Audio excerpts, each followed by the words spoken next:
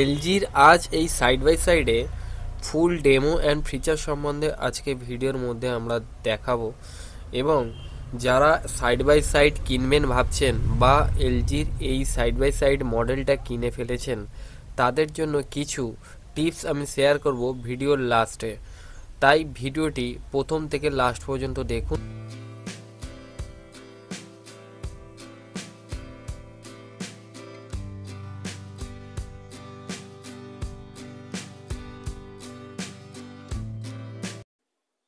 এটা হচ্ছে deep fridge compartment. এখানে যা কিছু রাখবেন টোটালটা আইস জমে যাবে।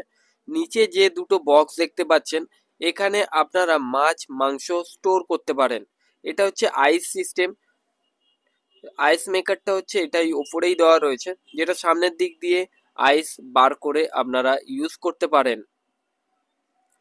এই র্যাকগুলো আপনারা রিমুভ করতে চাইলে পিছন দিক থেকে এইভাবে উঁচু করে বাইরের দিকে টানলে এই র্যাকগুলো রিমুভ হয়ে যায়। আপনাদের আইস প্রয়োজন হলে আপনাদের ডিপ ফ্রিজ কম্পার্টমেন্ট খোলারই দরকার নেই। আপনারা সামনে দিয়ে এইভাবে আইস সিলেক্ট করে আপনাদের পছন্দ মতো আইস আপনারা সামনে দিয়েই এইভাবে নিতে পারেন। আমরা দেখবো ফ্রিজের মধ্যে দিয়ে কিভাবে ঠান্ডা জলটা আমরা নিতে পারি।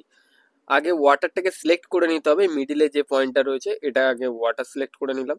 তারপরে পিছন দিকে এটা একবার একটু প্রেস করলে এইভাবে ওয়াটারটা বেরোতে থাকবে। হাইলাইট যে ফিচার্সটা হচ্ছে, এটা হচ্ছে নক নক মডেল। এইভাবে নক নক করলে ভিতরে লাইটটা জ্বলে ওঠে। তো আপনারা সামনে এই রেফ্রিজারেটরে এই কম্পার্টমেন্টে এইভাবে সামনের ডোরটা ওপেন করে এইভাবে অ্যাক্সেস করতে পারেন, পুরো ফ্রিজের ডোরটা না ওপেন করে। এটা হচ্ছে ফ্রিজ কম্পার্টমেন্ট। অন্যান্য ফ্রিজের তুলনায় এখানে দেখতেই পাচ্ছেন অনেক বড় স্টোরেজ দেওয়া হয়েছে। এটা হচ্ছে বোতল রাখার জায়গা।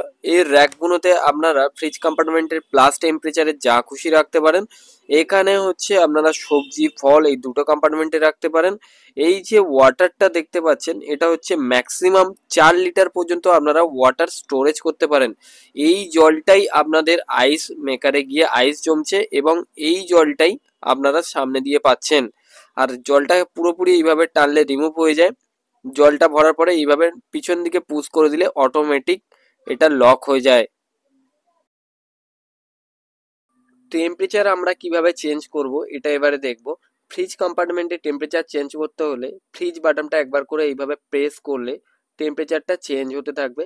ম্যাক্সিমাম ঠান্ডা হচ্ছে 1 আর মিনিমামটা হচ্ছে +7। এটা হচ্ছে প্লাস টেম্পারেচারে। এবার ফ্রিজারটাকে কিভাবে চেঞ্জ করব?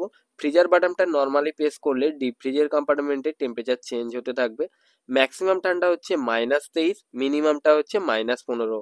এটা অল ওয়েদারে আপনারা 18 থেকে 19 রাখতে পারেন, তাহলে আর কি চেঞ্জ করতে হবে না। এটা হচ্ছে এক্সপ্রেস কুল। এক্সপ্রেস কুলটা হচ্ছে ফ্রিজ কম্পার্টমেন্টে 21 ঘন্টার জন্য একবার যদি প্রেস করেন তাড়াতাড়ি ঠান্ডা হতে শুরু করবে। আর এক্সপ্রেস ফ্রিজারটা হচ্ছে বাঁদিকের কম্পার্টমেন্ট বলতে ডিপ ফ্রিজ কম্পার্টমেন্ট, তাড়াতাড়ি ঠান্ডা হতে শুরু করবে। ডিপ ফ্রিজ কম্পার্টমেন্টটা ফ্রিজে কনভার্ট করতে চাইলে কনভার্টেবল সুইচটাকে এইভাবে 3 সেকেন্ড প্রেস করে হোল্ড করে রাখতে হবে।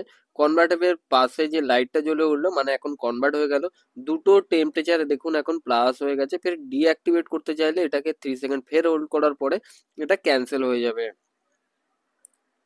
আর এটা হচ্ছে আইস অন অফ বাটন। আইসটাকে আপনারা অফ করতে চাইলে আইস বাটনটাকে প্রেস করে 3 সেকেন্ড হোল্ড করলে এটা আইসটা অফ হয়ে যাবে, সামনে আর কোনো আইস পাবেন না। এটা হচ্ছে লক বাটন। লক বাটনটাকে প্রেস করে রাখতে হবে 3 সেকেন্ড। 3 সেকেন্ড প্রেস করে রাখলে এই প্যানেলটা লক হয়ে যাবে, আর কোনো রকম টাচ করলে কোনো রকম কাজ করবে না। যাদের বাড়িতে ছোট ছোট বাচ্চারা আছে তারা প্যানেলটাকে এইভাবে টেম্পারেচার সেট করার পরে লক করে রাখতে পারেন। ভিডিও শুরুতে বলেছিলাম আমি একটা লাস্টে টিপস শেয়ার করব। টিপসটি হচ্ছে ওটা যে ফ্রিজে অনেকেই জানে না সার্ভিস করতে হয়। এই ফ্রিজগুলোতে আপনাদের পিছনে কন্ডেন্সার দেওয়া রয়েছে। কন্ডেন্সারটা বছরে একবার করে ক্লিন করতে হয়।